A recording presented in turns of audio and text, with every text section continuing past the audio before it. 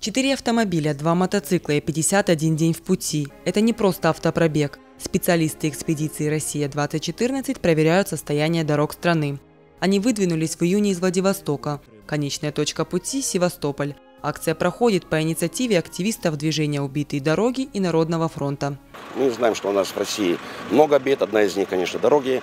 Вот это обычная акция, с одной стороны, она не преследует какой-то цели поймать кого-то. Цель просто выйти в состояние дорог и определить все-таки, ответственны ли те подрядчики, которые берут на себя обязательства. Кстати, очень солидные средства выделяются из федерального бюджета на поддержание дорог. И вот насколько средств налогоплательщика, насколько ответственны те подрядчики, которые исполняют свои обязанности. Качество дорожного покрытия проверяют с помощью инновационной установки госкорпорации «Росатома».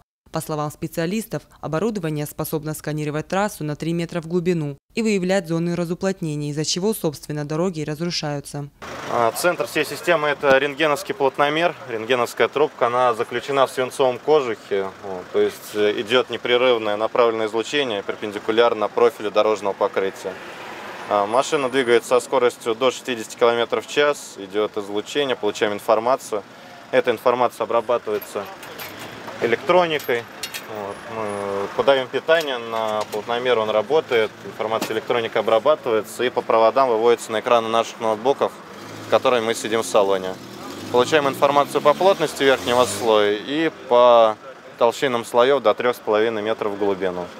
Установка очень мобильная, может быть пригодна для любых дорог, любого назначения, федеральные, региональные, городские. Данные замеров отправят в Москву, и уже через 4 дня с расшифрованными результатами сможет ознакомиться городская администрация и дорожное управление. Те участки, которые признают некачественными, будут ремонтироваться за счет подрядчика. Ангела Кубалова, Валерий Гадзиев, Осетия ТВ.